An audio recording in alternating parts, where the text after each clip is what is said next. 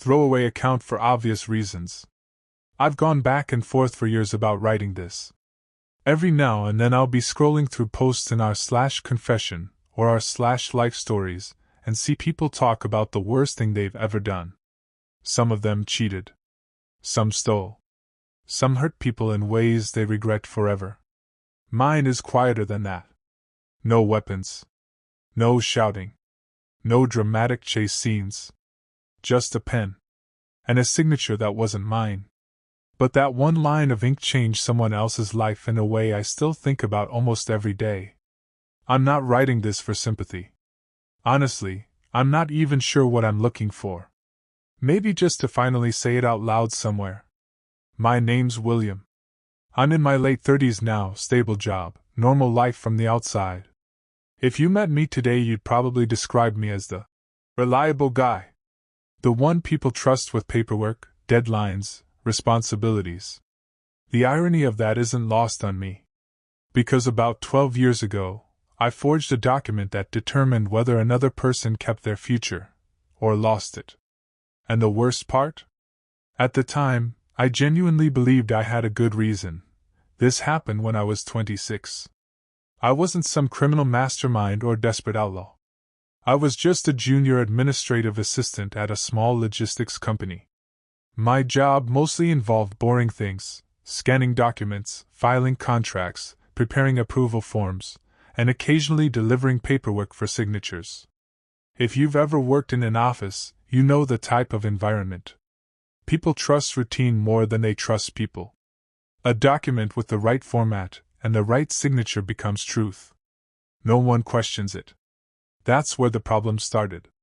My supervisor, Martin, handled most of the authorization paperwork. Smart guy, respected, but also careless. He signed dozens of forms a day without reading half of them. Everyone knew it. It was practically a running joke. At the same time, another employee, Daniel, was about to get promoted. Bigger salary, bigger position. And here's the thing I'm ashamed to admit. I needed that promotion more than he did. My rent had just gone up. My mother was sick. And Daniel already had everything. That's when the idea first appeared. At first, it wasn't even a plan. Just one of those intrusive thoughts that passes through your mind and disappears. I was organizing a stack of approval forms one evening after most people had already gone home. Martin had signed several documents earlier that day, and a few copies were still on my desk waiting to be scanned. His signature was right there. Clean. Repetitive. Predictable. I remember staring at it longer than I should have. Same slanted M. Same long underline, every single time. When you see something that often, your brain starts recognizing the pattern automatically. And that's when the thought showed up. Someone could copy this. I actually laughed to myself at first. It sounded ridiculous, like something from a bad movie. I even pushed the paper aside like I was physically distancing myself from the idea. But the thought didn't leave. Instead, it sat quietly in the back of my mind for the next few days, growing heavier every time Daniel talked about the promotion. The next week was when the idea stopped being a thought and started turning into something more dangerous. Daniel wasn't a bad guy. That's what made the situation complicated in my head. He was friendly, competent, and everyone liked him. But he also had a kind of effortless confidence that irritated me more than I wanted to admit. Things seemed to fall into place for him. Meanwhile, my life felt like it was constantly one unexpected bill away from collapsing. Every lunch break, people talked about the upcoming promotion decision.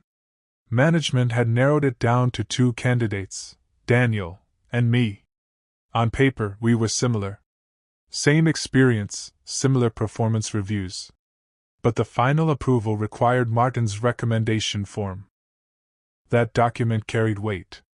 I started telling myself little lies. It's just paperwork. The company won't suffer. I deserve this just as much. That's how it begins, I think. Not with greed, but with justification. Because once you convince yourself something is fair, the line between right and wrong starts to blur. The moment things became real happened on a Tuesday evening. Most of the office had already left. The cleaning crew hadn't arrived yet, and the building was quiet in that strange after-hours way where every small sound feels louder than it should. I was finishing up a stack of scanned documents when I noticed something sitting in the outgoing tray. Martin's signed recommendation forms. 2 of them. One for Daniel. One for me. They were sealed in separate envelopes, waiting to be sent to HR the next morning. I wish I could say I walked away right then. Closed my computer, grabbed my bag, and went home like a normal person. But I didn't. Instead, I just stood there staring at those envelopes for what felt like 10 minutes. My heart was beating harder than it should have for something so simple. Finally, I reached out and picked up Daniel's envelope. That was the exact moment the crime actually started. Once the envelope was in my hand, there was this strange moment where everything felt suspended. Like I was standing at the edge of something and hadn't decided whether to jump yet. I told myself I was just looking. That's the lie people tell themselves right before they cross a line. I carefully opened the envelope using a letter opener from Martin's desk. Slow, precise, trying not to damage the seal too much. My hands were steady, which surprised me. Inside was the recommendation form for Daniel. At first glance it looked completely normal. But then I read the final section. Martin had written a short comment recommending Daniel strongly for the promotion. Underneath it was his signature, that same slanted M I'd seen 100 times. I stared at it for a long time. Then I pulled a blank sheet of scrap paper from the printer tray and started practicing the signature. Just curiosity, I told myself. Just to see if I could doubt I must have filled half a dozen pages with that signature. At first, the attempts looked terrible. The M was too stiff, the line underneath too short, the angle wrong. Anyone could have spotted the difference immediately. But something strange happens when you repeat the same motion over and over. Your hand starts remembering it. I slowed down and studied the details more carefully. The way Martin's pen pressure got heavier near the end. The slight upward tilt before the underline. Even the small pause between the first and second letters. It became less like copying handwriting and more like learning a gesture. Every few minutes I glanced at the office door, expecting someone to walk in. My heart jumped every time the building made a noise. Still, I kept going. After about 30 minutes, I finally wrote one that looked convincing. Not perfect. But close enough that someone scanning a document quickly might not notice. That realization made my stomach drop. Up until that point, I could still pretend it was harmless. Just a bored employee doodling signatures after hours. But once I saw that convincing copy on the page, something shifted in my mind. Because now I knew it was possible. I sat there staring at the practice sheet, feeling a strange mix of excitement and dread. My brain immediately started jumping ahead to possibilities I hadn't seriously considered before. If a signature could be copied, a document could be changed. The office printer sat 10 feet away from me. The editing software we used for internal forms was already open on my computer.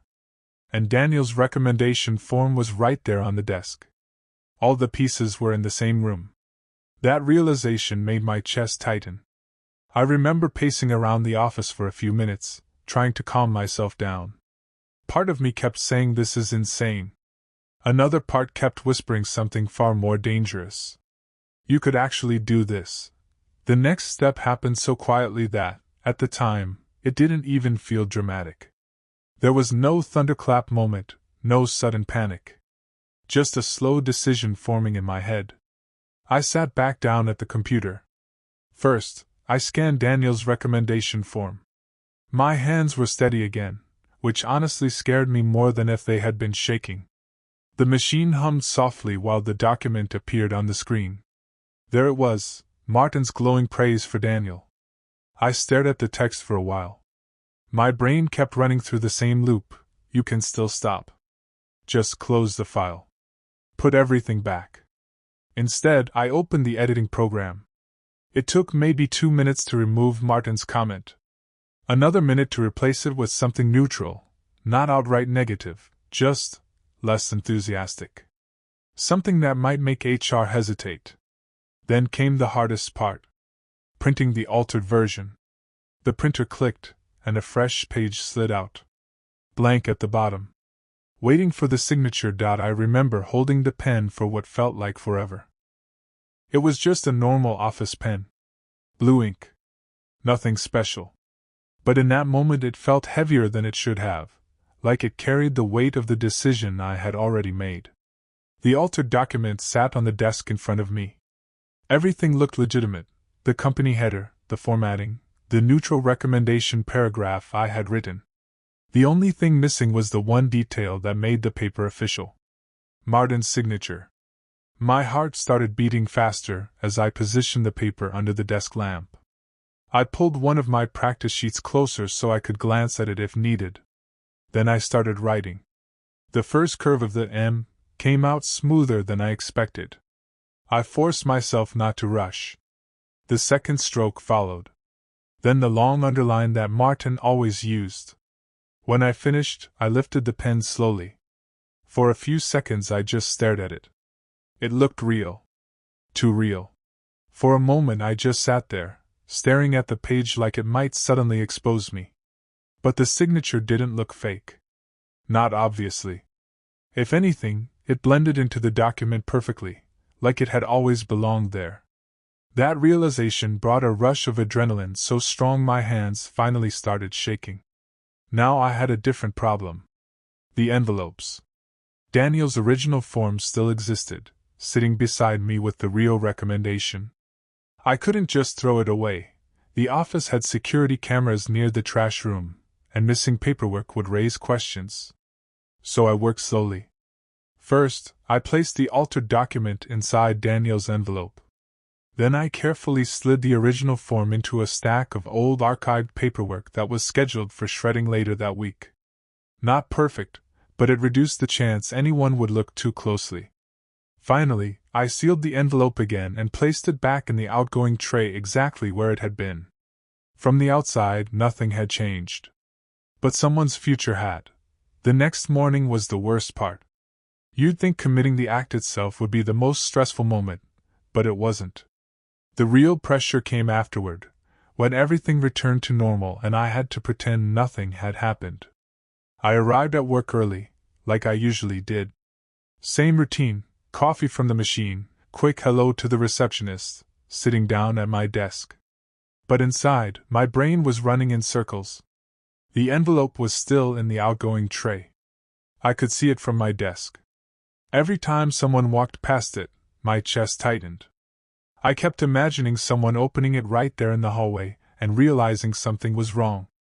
Around 9:30, HR assistant Laura came by to collect the documents. She grabbed the stack casually, including Daniel's envelope, and gave me a friendly smile. "Big day, huh?" she said. I forced a laugh and nodded. Then she walked away with the paperwork.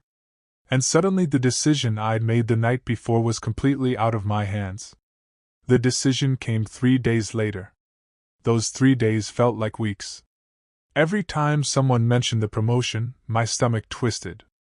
I kept replaying the moment I signed Martin's name, wondering if some tiny detail would give me away. Thursday afternoon, management called both Daniel and me into a conference room. My heart was pounding so hard I could barely focus on what the department director was saying. There were a few polite sentences about performance, dedication, future potential, the usual corporate language. Then he said it. The promotion was going to me. For a split second, I actually felt relief. Pure, overwhelming relief. The plan had worked. No alarms, no accusations, nothing. I glanced at Daniel. He looked surprised, maybe a little disappointed, but he forced a small smile and shook my hand. "Congrats, man," he said. Everyone else in the room clapped politely. I smiled, thanked them, said all the right things. But inside, the victory didn't feel the way I thought it would. At first, life moved forward like nothing unusual had happened. I started the new position the following week. Higher salary, bigger responsibilities, my own small office.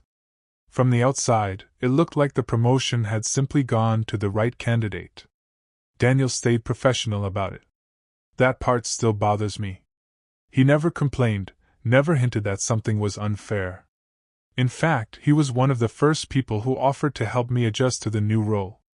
The guy I'd quietly sabotaged was now giving me advice on how to succeed. That made the guilt heavier than any accusation could have. Then, about 2 months later, something unexpected happened. Daniel resigned. Not dramatically. No angry speech, no confrontation. He just accepted a job in another city and left the company. During his small farewell gathering, he mentioned that missing the promotion had made him rethink his future. Everyone wished him luck. I shook his hand again. And all I could think was, that decision wasn't real. And no one ever discovered what I did. There was no investigation, no suspicious email from HR, no moment where Martin stared at a document and said, "Wait, I didn't write this." As far as the company was concerned, everything happened exactly the way it was supposed to. On paper, it was a clean success. But that's the strange thing about getting away with something like this. You don't escape it. For years afterward, every time I signed my own name on a document, I remembered the moment I wrote someone else's. Every promotion I earned after that felt slightly hollow, like there was an invisible asterisk next to it. I sometimes wonder what would have happened if I had just accepted the outcome honestly. Maybe Daniel would have stayed. Maybe I would have grown differently. If anyone reading this is ever tempted to fix fate with something small like a signature, here's my advice. Don't. Because ink dries quickly. But the memory of writing it never really does.